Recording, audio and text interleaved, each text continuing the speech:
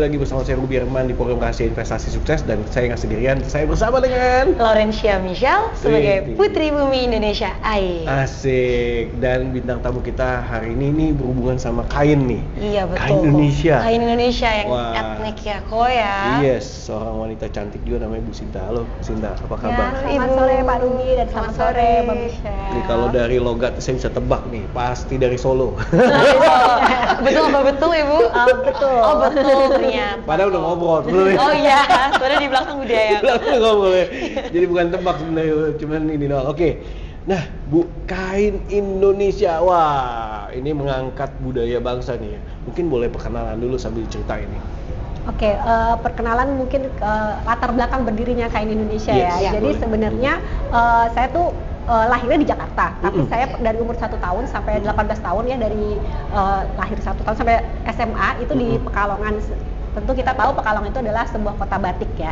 Nah, jadi saya mungkin kalau waktu itu kecil naik sepeda, jalan-jalan itu selalu terbiasa untuk melihat proses pembuatan batik. Gitu. Jadi kalau kita ke gang-gang itu di jalan-jalan banyak banget orang jemur-jemur batik seperti itu. Lalu setelah SMA saya pindah ke Jakarta dan mungkin yang membuat saya akhirnya membuat ini adalah saya banyak mendengar, mungkin kalau bisa kita melihat berita-berita itu banyak sekali keresahan yang bisa mengancam keberadaan wastra Indonesia. Misalnya banyak batik-batik yang motifnya dicontek, lalu dicontek, lalu dibuat printnya mungkin di negara-negara lain, lalu akhirnya balik lagi ke Indonesia dengan harga yang lebih murah. Nah itu kan akan mengancam. Terus lalu juga ada mungkin berita-berita seperti ya diklaim tadi kata Michelle ini yang misalnya ya salah satu negara tetangga ya. Betul sekali. Ada songket, kita brand ada songket, ada batik yang juga diklaim. Lalu mungkin sebenarnya yang diklaim itu tidak hanya kain Indonesia, tapi juga sebenarnya banyak sekali kan budaya, ada lagu, ada pulau juga mungkin ya. Pulau, lalu kesenian tarian itu juga banyak diklaim. Jadi sebenarnya banyak sekali kekayaan Indonesia yang bisa punah karena diklaim ataupun banyak hal lah, banyak faktor yang bisa mengancam keberadaan itu. Dan mungkin di sini saya memilih industri itu fashion yang mungkin saya berharap saya bisa sedikit membantu untuk bisa menyelamatkan keberadaan wastra Indonesia, dan tidak hanya batik tapi juga kan kain Indonesia ini banyak sekali, masih ada tenun, ada jumputan, ada endek, dan masih banyak lagi. Itu sebenarnya tujuan saya mendirikan kain Indonesia ini. Gitu. Asik banget loh kok dengar penjelasan dari Ibu Sinta ini. Bu, kalau boleh tahu berarti Ibu tuh awalnya gimana? Tujuannya tuh apa? Ada nggak tujuan tertentu untuk kain batik ini supaya dikenal di kancah internasional, atau bagaimana untuk anak muda supaya semakin menjaga kelestarian batik ini gitu, Bu? Semuanya sebenarnya awalnya tuh dari hobi juga. Hobi. Keren ya awalnya hobi. Saya kok kayak suka menjahit ya. Akhirnya saya sempat mengambil sekolah fashion selama setahun. Setelah itu saya memang berusaha untuk menciptakan baju-baju baik dari berbagai kain Indonesia itu dengan model-model yang bisa diterima oleh banyak umur.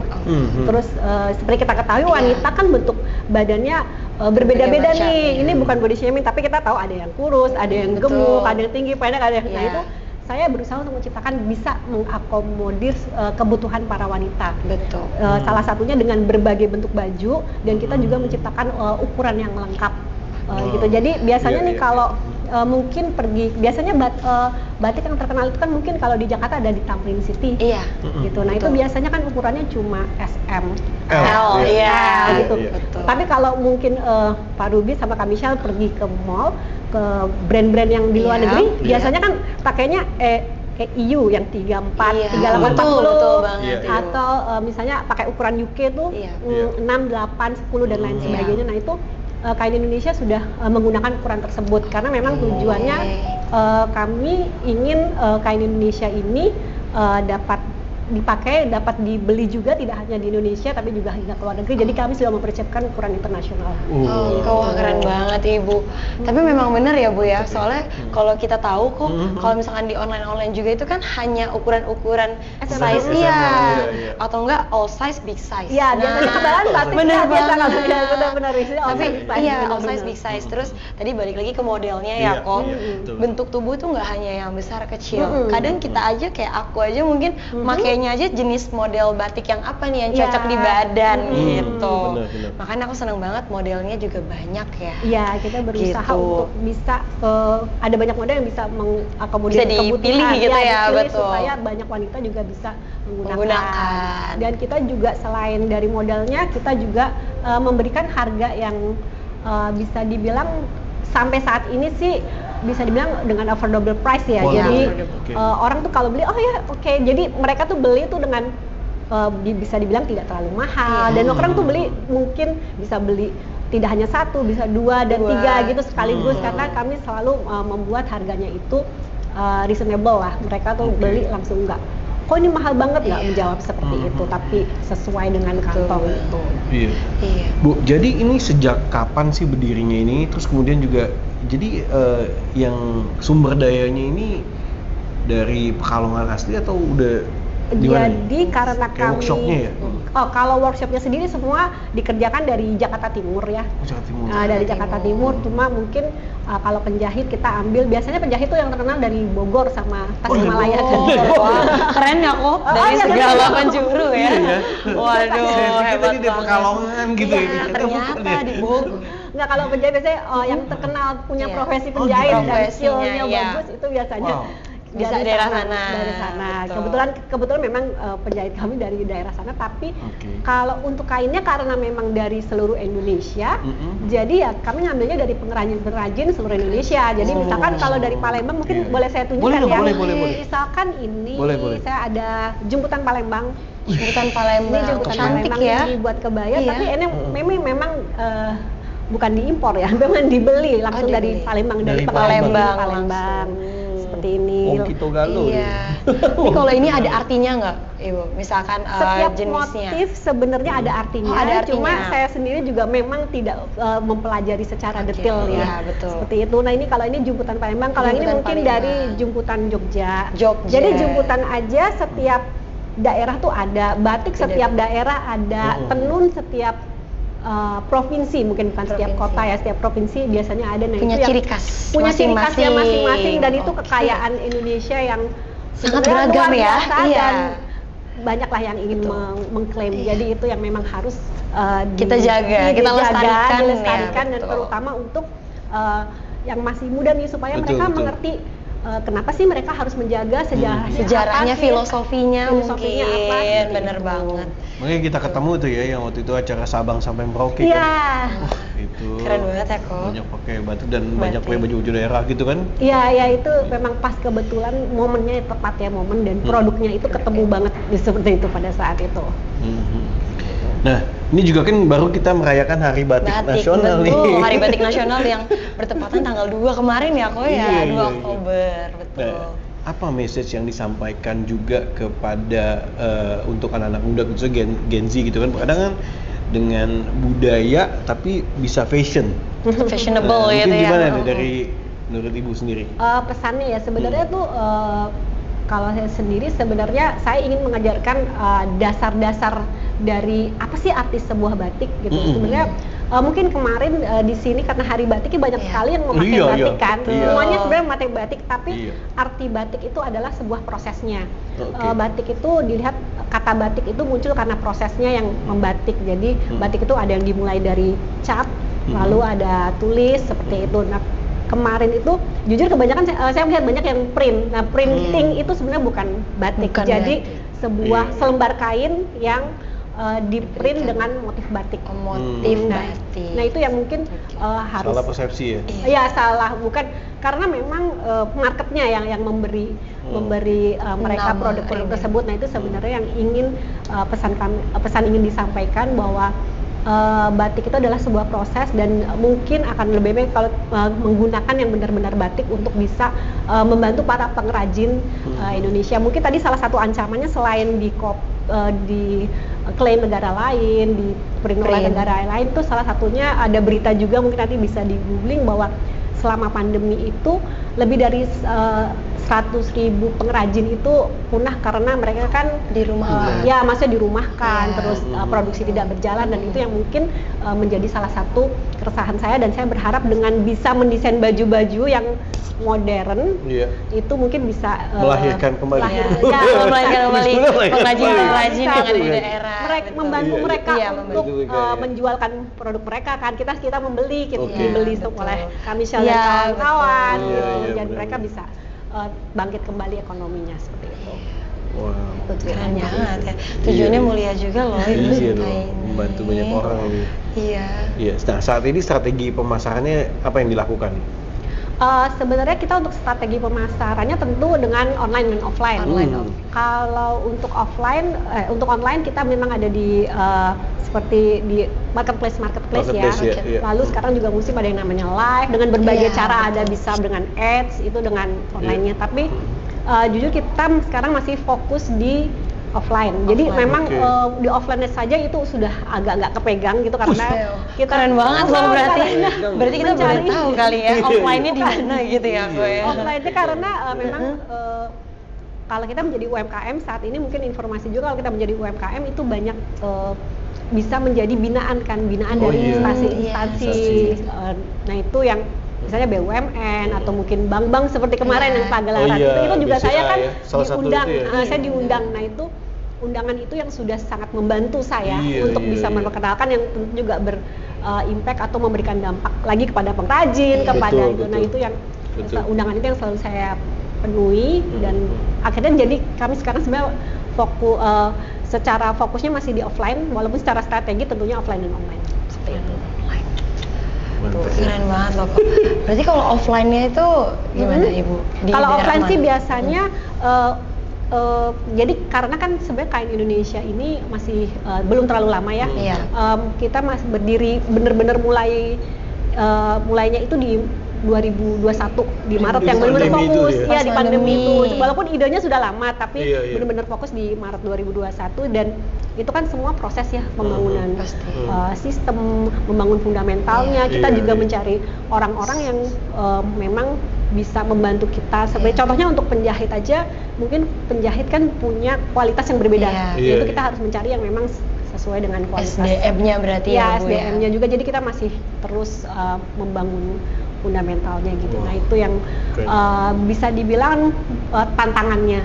Itu yang akhirnya kita fokus di offline dulu. Nanti kalau misalkan sambil menambah berjalan waktu gitu, menambah penjahit, menambah karyawan, nah itu kita bisa masuk ke online. Untuk produk-produk sendiri dari Kain Indonesia ini ada apa sih? Karena saya lihat ada dompet atau apa nih? Oh enggak, jadi itu lucu ya itu ya. Jadi sebenarnya kita sih fokusnya di baju ya, itu juga lebih di atasan. Pria dan wanita ya? Pria dan wanita, tapi kita mungkin 80% di wanita ya. Biasanya karena pria itu muncul karena banyak yang suka minta couple. Oh iya, bener banget, lagi tren banget sekarang couple gitu, dressnya. Ya, biasanya couple, kebetulan kita lagi nggak bawa couple, terus ada juga yang couple dengan anak-anaknya. Iya, satu keluarga gitu. Iya, sebenarnya kita ada, cuma mungkin itu belum menjadi fokus kita banget, tapi kita sebenarnya bisa secara kayak custom gitu ya, custom ya. Jadi kalau yang mau minta anaknya umurnya sekian, itu biasanya kita ukurannya segini gitu, beratnya segini, itu kita bisa buatkan. Nah terus dari sisa-sisa kain itu kita buat berbagai macam, salah satunya ini ada pouch. Pouch itu kalau ada tempat pensil. Kain ini biasanya untuk handphone. Ya ini ada resletingnya. Seperti itu.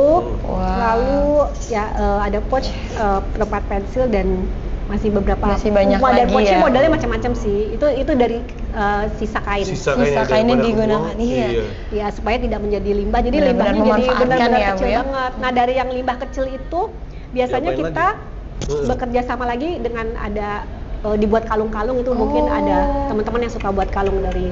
Jadi memang kita aksesoris jatuhnya ya. Aksesoris. Karena kan kalau kalung biasanya butuh kainnya lebih kecil. Iya, betul. Jadi kita berusaha juga untuk mengurangi limbah. Gitu. Tapi kalau yang di belakang nih boleh tahu nggak, Bu? Ini jenis apa ini? Batik kah atau apa? Sebenarnya mungkin? ini tenun. Oh, tenun. Ya, jadi tenun. Jadi sekarang salah satu pusat tenun Indonesia itu sebenarnya ada di Jepara ya. Jepara. Jadi Jepara itu sebenarnya apa ya bisa membuat berbagai macam motif. Jadi kain-kain kan sebenarnya tenun itu ada yang dari misalnya dari Lombok, dari Sumba. Itu kita memang ada yang asli benar-benar dari sana, tapi ada juga yang mungkin dibantu prosesnya oleh di Jepara, karena Jepara bisa dibilang punya teknologi atau kecepatan kerja yang cukup baik seperti itu. Udah gitu. skillful Iya. Udah biasa. Iya, udah Ya, biasa. Kalau jahit kan di Bogor. Oh iya, kalau di Bogor nih kalau untuk tenun di sana ya. Kalau cukur di Garut. Oh iya, jauh ya. Asgar. Iya bener lagi. Iya, Asgar itu asli Garut ya. Ya, biasanya gitu kan. Jadi masing-masing. Jadi udah punya Dari ini ya Jepara masing-masing. tadi Ya. ya, jago untuk menenun, udah Ya, skillful. tapi kita juga berusaha untuk mendapatkan motif-motif yang aslinya, mungkin nanti yang agak jauh mungkin ada di Papua dan Oh, di lain Papua sebagainya. ada juga. Cuma kan tidak semua motif ada di Jepara. Iya. Seperti itu, tapi yang benar-benar asli Iya. dari pahikungnya itu kita juga akan ambil. Berarti kesana. ibu suka hunting dong ya? Hunting ke... Kira-kira begitu sih. Kira-kira harus hunting ya, Ya, makan kita ya. bekerja sambil traveling. Traveling, wah, seru banget loh kok. Iya. Ya Bisa ampun. bikin konten tuh. Iya. Paling jauh kemana nih, Bu, kalau boleh tahu? Kita belum terlalu jauh sih, paling terakhir kemarin saya baru ke Lombok aja, ke Desa Sade ya, Bu. Desa Yang Sade. terkenal, gitu. Iya, Baru iya. di situ untuk Iya. melihat di sana apa sih motif-motifnya. Motif-motifnya. gitu aja. Motif-motifnya. Kedepannya nih akan ada apa nih dari kain Indonesia sendiri? Kain Indonesia ini kan namanya sangat general ya, Mhm. kain Indonesia, tapi sebenarnya itu adalah induknya. Jadi mungkin nanti kedepannya kita akan kain Indonesia itu akan punya sub brandnya yang mungkin akan dikategorikan bisa berdasarkan mungkin anak-anak, dewasa, ataupun bisa juga berdasarkan kain, karena kan kalau batik juga luas sekali, tenun aja juga luas sekali. Iya, Nah, iya. itu yang mungkin nanti akan kami buat, melihat pasar juga. Kita membuat sub brand seperti apa, itu aja sih. Berarti kan memang tujuannya memang ke sana ya, Bu ya. Tapi kalau misalkan kayak gini, pernah nggak, Bu, ada yang request gitu ke Ibu, Bu mau dibuatin jenis ini atau motif gini gitu? Ya, kebetulan kemarin ada salah satu mall itu meminta saya untuk membuat sebuah baju juga, maksudnya Seragam baju atau bukan bukan? baju, maksudnya bukan. kayak untuk dijual di mall dijual mereka. di mallnya. Di mallnya, Wow. tapi minta yang dari timur gitu, maksudnya Oke. banyakin dari timur yang memang asli. Custom. Kebetulan nanti ini kita masih dalam proses itu sih. Hebat banget ya, Iya. kok ya, makanya Handle. mall loh kok yang Iya, minta. iya. Wah. Iya. Mantap. Satu buat pertanyaan terakhir nih, apa yang menjadi rahasia suksesnya kain Indonesia? Rahasia suksesnya sebenarnya sebuah bisnis atau sebuah produk itu harus ada konsepnya, ada visi, misi, dan tujuan kita tuh mau kemana. Jadi itu yang akan membatasi atau kita akan terus berada di jalur yang kita mau.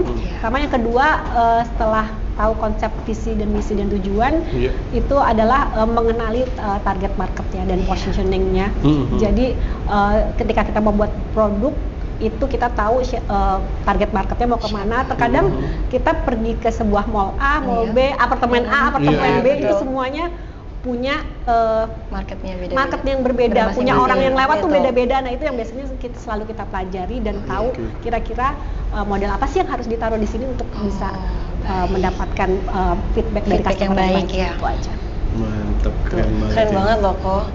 Jadi catat, terus dicatat deh ya, kok Iya, harus iya, dicatat iya. deh. Thank you so much ya, Bu. Ya, Terima Sukses kasih. buat kain Indonesia. Amin, terima Amin. kasih. Terima kasih banyak Sehat sudah selalu. mengundang Pak Ruby, Pak Sama-sama. Michelle. Jadi kita makin banyak tahu nih, siapa tahu mungkin Iya, bisa bisa kolaborasi collab atau ya, apa, betul. kan? Nanti Senang buat sekali. dress-dressnya atau Ah. evening Ya, buat para gownnya. putri nih, mungkin nanti iya. jadi salah satu sponsor dari para iya. putri. Oh, iya, iya. kan? Bener Kita banget. kenalin ya. Oh, iya benar. Untuk Nanti kita melestarikan kenalin ya. budaya Indonesia ini. Iya, iya. Wow, Betul. teman-teman, demikian video kali ini, semoga bermanfaat. Jadi kita lebih mengenal lagi tentang kain Indonesia. Sebenarnya yang penasaran nanti bisa follow IG-nya Kain Indonesia ya. Indonesia Ya, yang mau beli, nah langsung aja. langsung. Iya Di kan? mana, Bu? Mungkin ya? Oke, mungkin kalau websitenya kita ada www.kain.indonesia.co. Kalau Instagram dan marketplace kita menggunakan kata kainindonesia.co. Kain Indonesia. Seneng ya Michelle ya? Seneng banget dong kok. Mantap. Ini kebetulan Michelle juga pakai batik. Ini batik bukan ya Bu jatuhnya? Bener. Biasanya itu harus dicek dari Harus cek, boleh. Aduh, jangan dibuka. Aduh, dong. malu ya. Kita kan malu Ini di ada. sini. Iya, biasanya tuh kalau batik itu jadi Ada dia namanya. bolak-baliknya ini Oh, kebetulan ini. ini ya. Hmm. Ya, Ada bolak-balik ini ya? bolak-baliknya itu apa ya? Nyata gitu. Nyata. Kalau Oh, iya. misalnya print itu kan kalau print biasanya depannya Lurus, halus depannya gitu ya? warnanya Misalkan terang banget di coklat, warna seperti ini tapi dalamnya polos ya. dalamnya ya apa sih kok polos Iya, atau polos, pudar iya. sekali itu. Jadi bedanya Iya. print dan batik, kalau batik tuh tintanya tuh sampai masuk ke tintanya dalam. langsung. Jadi biasanya bisa terlihat dari situ. Yes. Iya betul. Oke, sekali lagi thank you so much. Demikian video kali ini, semoga bermanfaat. Saya Ruby Herman, Pak Bay, dan juga ada Laurencia Michelle, dan juga Ibu Sinta. Sinta. Assalamualaikum. Pamit. Bye-bye. Bye-bye.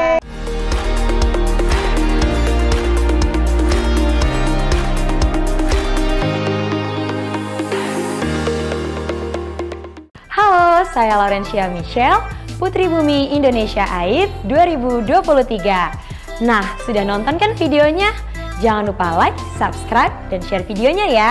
Thank you.